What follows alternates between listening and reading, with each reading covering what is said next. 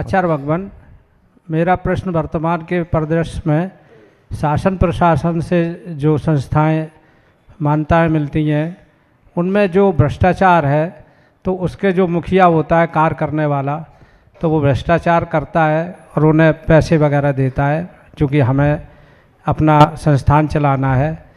तो ऐसी परिस्थिति में क्या हम जो करते हैं पैसा देते हैं किसी को, तो उसका दोष क्या देने वाले पे है लेने वाले पे है, और हमें क्या करना चाहिए महाराज? देखो, एक कहते हैं ना खाएंगे ना खाने देंगे। अब आप खाते तो नहीं हो लेकिन खाने देते हो। अब आपकी मजबूरी है कि आप इतने पावरफुल नहीं हैं कि बिना रिश्वत दिए अधिकारियों से अपना काम निकाल सकें और अपना विद्यालय चला सकें। इटावा में अंकलिकर आचार्य आदि सागर विद्यालय चलता है और भी संस्थाएं हैं। तो अब ऐसे में कोशिश करें कि झंझट से बचें, लेकिन काम ही ना हो, फाइल ही अटक जाए, तो अब जैसे भी रास्ता बनता है रास्ता बनाओ। लेकिन ये निश्चित समझो कि जो आदमी गरीबों का पेट काटता है ना, जो रिश्वतखोरी करता है, कभी ना कभी बहुत बुरी तरह से मारा जाता है, परेशान हो जाता है। फिर भी कोशिश करें कि नाइंसाफ़ी से मुकाबला कर सकें। और बोलते ना, अन्याय करना भी गलत है, अन्याय सहन करना भी गलत है। लेकिन कई बार स्थिति ये बन जाती कि अन्याय भले मत करो, लेकिन कहीं कहीं किसी पीक पॉइंट पर सहन करना पड़ जाता है। फिर भी कोशिश करें कि ज़्यादा अच्छे ढंग से और बिना ये भ्रष्टाचार के अच्छे संयोग मिल जाए और काम निकल जाए।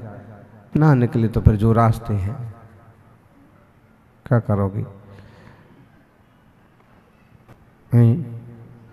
एक आध लोटे में भांग हो तो उसे हटा दिया जाए, पूरे कुएं में ही भांग हो तो फिर ओम नमः। चलिए डॉक्टर साहब। तपस्वी सम्राट आचार्य गुरुदेव की नमोस्तु नमोस्तु नमोस्तु। मैं भिंड से डॉक्टर अनिल कुमार जैन, भिंड, अध्यक्ष अंगली गणिमाणी मासिक पत्रिका।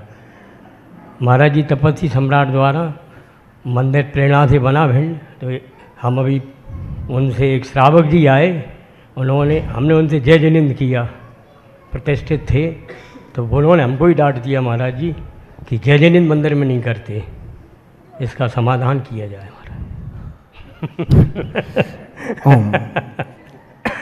देखो, किसी भी चीज़ का जवाब देने का तरीका होता है, उसमें डांटने की क्या ज़रूरत थी? अगर आप बुद्धिमान हैं और आप ये चाहते हैं कि वीतराग भगवान विराजमान है और यहाँ आपस में जय जिनेंद्र मत करो, यहाँ तो सिर्फ नमोस्तु करो और भक्ति करो, ये अभिप्राय था तो ठीक बात है। लेकिन इसमें भी डांटने की या फटकारने की क्या ज़रूरत है?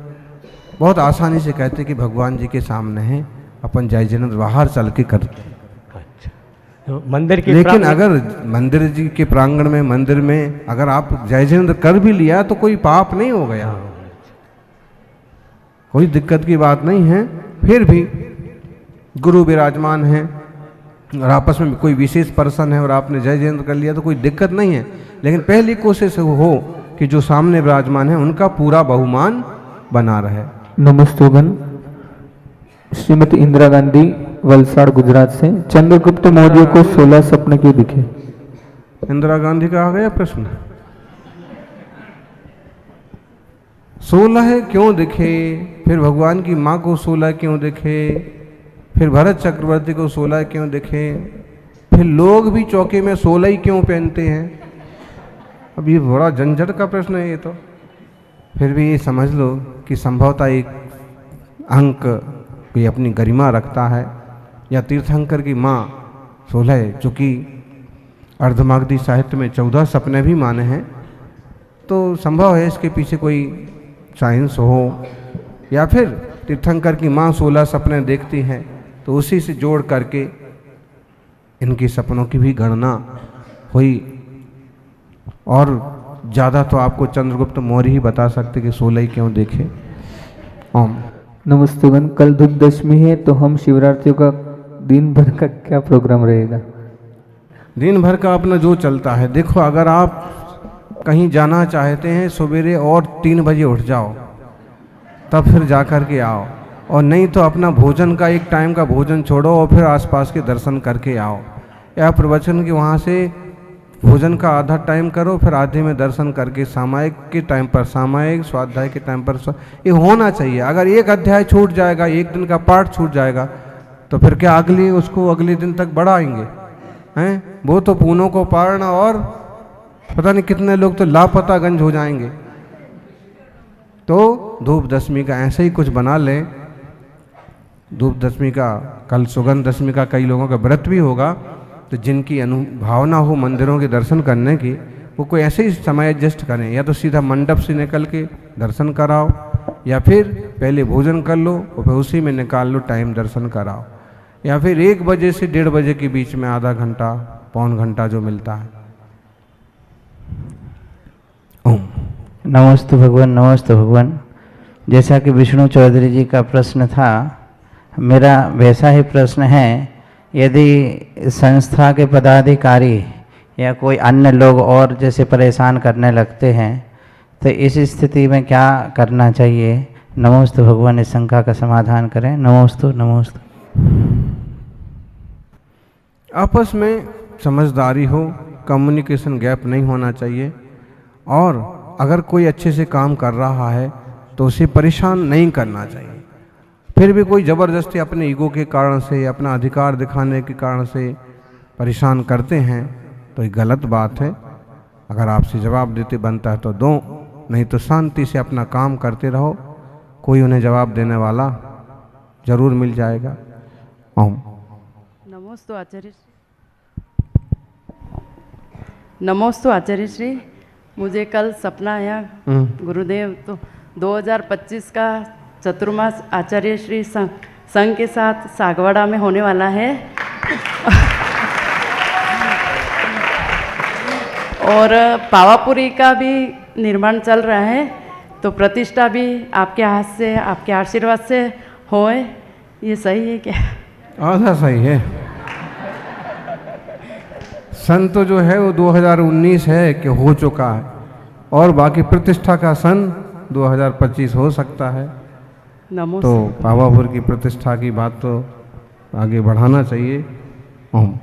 नमोस्तु भगवान। सागवाड़ा में बहुत सुंदर पावापुर जैसा पावापुर बना रहे हैं, उतना ही बड़ा तालाब है, उससे थोड़ा बड़ा तालाब है, उससे थोड़ी बड़ी जगह है, उससे सवाया मंदिर बनाने का वहाँ की समाज का उपक्रम चल रहा है। और अगर वो बन गया तो पावापुर के दर्शन राजस्थान में भी हो जाएंगे। तो उसकी बात है, उसके आप सपने देख रहे हैं, आपके श्रीमान जी ने भी सपने देखे, आप भी देख रहे हैं। निश्चित रूप से कोई ना कोई सिद्धि तो होगी, पूरा होगा। ओम। नमस्ते गुरुदेव। दान बोलते हैं कि गुप्त दान देना चाहिए, और कोई ऐसे बोलते हैं कि दान गुप्त नहीं देना चाहिए, जिससे दूसरे लोग सुने तो उनको भी पता चले कि दान दे। तो दान कैसे देना चाहिए? देना ही नहीं चाहिए। अपने बच्चों को पालो, पोसो, खिलाओ, पिलाओ, खुश रहो, विराजो। गुप्त दान भी देना चाहिए। कभी कभी ऐसे स्थान होते हैं कि अगर आप बताते हैं तो कई बार उनका मजाक उड़ाया जाता है, फिर तो जहाँ गुप्त दान की ज़रूरत है वहाँ गुप्त दान दो। अब जैसे आप समझ लो विद्यालय के लिए दान दे रहे हैं, तो उसका अनाउंस कराओ कि इस विद्यालय के लिए हमारी तरफ से इतना दान दिया जाए, ताकि 10-5 जने और सुने तो उनका भी मन हो कि चलो अपन भी हेल्प करते हैं, स्कूल चलती रहे, विद्यालय चलता रहे, छात्रावास चलता रहे। तो अपने विवेक से, दिखावा नहीं करना, लेकिन जिससे प्रभाव ना बने वैसा काम करना, किसी को नीचा ना देखना पड़े। अब कोई गरीब आदमी था और उसने कहा कि मेरे यहाँ खाने को नहीं है, आपने उसको 1000 रुपये दे दिए, चलो हफ्ते भर का राशन ले लेना। अब उसको छपवाते फिरो, सबको बताते फिरो, तो ये बेवकूफ़ी है। इसमें गुप्त रखो, क्योंकि उसको बहुत बुरा लगेगा, यार नीति सहायता तो की लेकिन सबको बोलते फिरते हैं। ऐसा था कि एक आदमी पानी में कूद रहा था और इतने में आ गए एक सज्जन और उसने उनको पकड़ लिया, कहाँ कूद रहा, कहाँ मर रहा। तो उसने कहा कि नहीं, मेरा इस दुनिया में कोई नहीं है और तो मैं तो आत्महत्या करूँगा, मैं तो कूदूँगा। उसने कहा कि नहीं, मैं हूँ ना, मैं हूँ ना, क्यों चिंता करता है, मेरे होते क्यों मरता है? अब विष्णु जी के साथ हुआ ना ऐसा, गुरु महाराज ने उनको समझाया कि सही रास्ते चलो, अब तुम समझ लो कि मर गए हो, आज से नई जिंदा हमारे लिए हो गए। तो वो आदमी ने कहा कि चलो मैं तुम्हें काम ले गए, उसने कुछ काम धाम करा दिया, कोई रास्ता कोई अच्छे से उसको, और थोड़े दिन में उसका मन भी बदल गया जब थोड़ी व्यवस्थाएं बैठ गई। तो अब क्या होता कि जब भी ये मिलते तो वो आदमी जय जिनेंद्र सेठ जी, जय जिनेंद्र साहब, तो ये पूछते क्यों भाई, याद है ना मैंने तुम्हें बचाया था। कभी भी कहीं मिल जाते और वो जय जिनेंद्र तो इज्जत से कर लेता कि भाई बहुत उपकार है, लेकिन ये कहते याद है ना।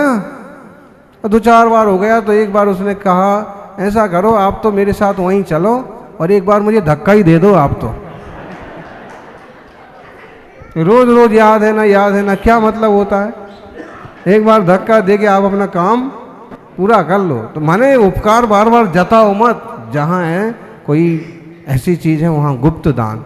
ओम नमोस्तु गुरुदेव। नमस्ते गुरुवर।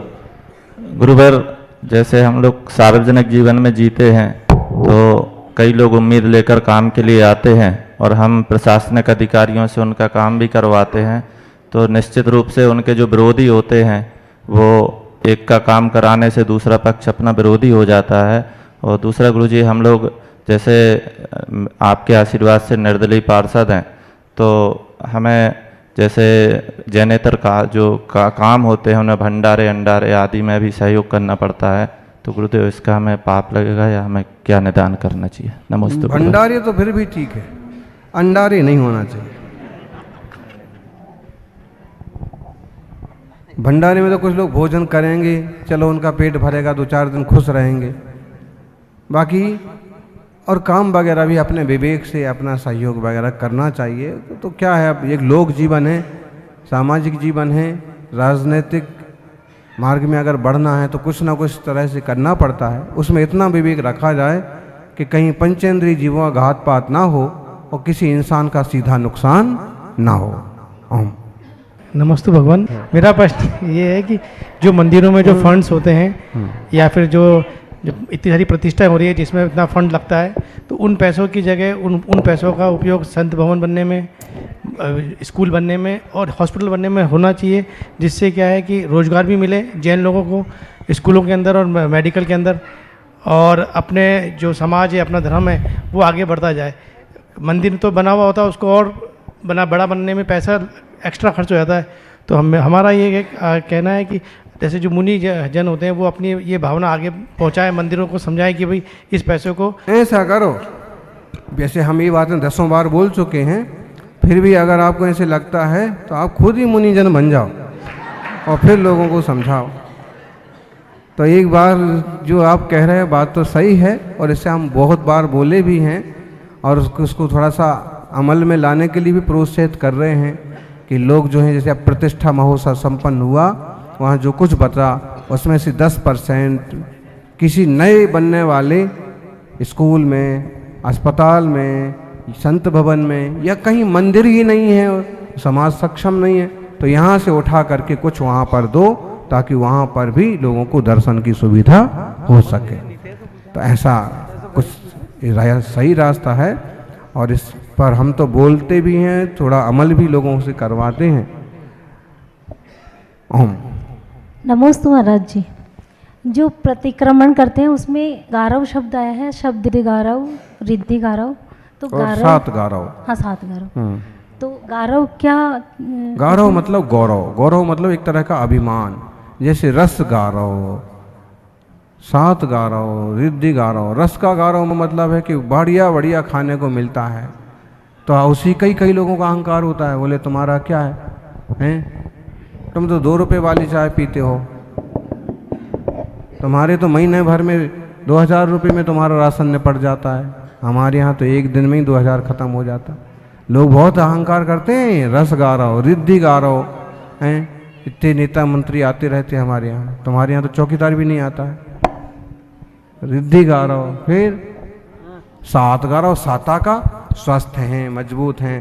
तो अरे आज तक मुझे ना सिर दर्द भी नहीं हुआ। ऐसे दूसरों को अच्छी बात है, लेकिन ज़्यादा गुरूर मत करो, ज़्यादा कूदो मत। ओम। नमस्ते गुरुदेव। गुरुदेव, धर्म बड़ा या कर्म? धर्म और धर्म से मतलब बहुत सारे ग्रेड हो जाएंगे। फिर कहीं तो ऐसे भी कहते हैं वर्क इज वर्शिप, कर्म ही पूजा है।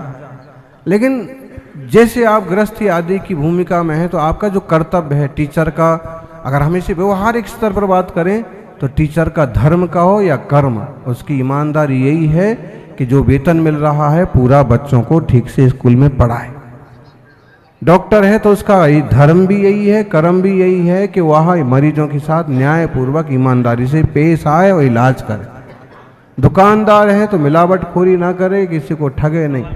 तो अगर हम व्यवहारिक धर्म की बात करें तो यह उनका धर्म भी हो गया और कर्म भी। लेकिन अध्यात्म की तरफ यदि जाएं तो निज शुद्ध चैतन्य तत्व को जानना, विकारी भावों से रहित निज स्वभाव को पहचानना, सच्चे देव शास्त्र गुरु की आराधना करना जीवन में सबसे ज़्यादा लाभदायक यही है कि जिससे जन्म मरण का फेरा तक मिट जाता है। इसलिए अपेक्षाकृत धर्म भी सही है, अपेक्षाकृत कर्म भी सही है, लेकिन आश्रव बंध वाले कर्म से जितना बचें उतना ज़्यादा सही है। ओम। नमस्ते गुरुदेव। आज सुबह की घटना ही है। पापा जी तो ठीक हो गए, घर पे आ गए। मम्मी के लिए मैंने आपसे आज सुबह प्रकाश जी भाई साहब के साथ जाके मन पे आशीर्वाद लिया था और ऐसा चमत्कार हुआ कि गुरुदेव जो आईसीयू में एडमिट थी उसको भी डिस्चार्ज करके वापस रूम में लेके आ गए हैं। और कल तक ये संभावना है कि वो यहाँ किशनगढ़ में आ जाए। तो पहला तो यह गुरुदेव कि हमारे क्या पाप कर्म का उदय था जो 10 लक्षण में हमें ऐसा करना पड़ा, और आज ऐसा कौन सा पुण्य का उदय था कि गुरुदेव के एक आशीर्वाद से मम्मी ठीक होके आईसीयू से वार्ड में आ गई। नमोस्तु भगवान। साता साता का उदय तो चलता ही रहता है, और फिर एक उम्र का भी लिहाज होता है, फिर एक मौसम का भी प्रभाव होता है, फिर स्थितियाँ परिस्थितियाँ हैं, बाहर आ गए, बस इसकी खुशी मनाओ। ओम।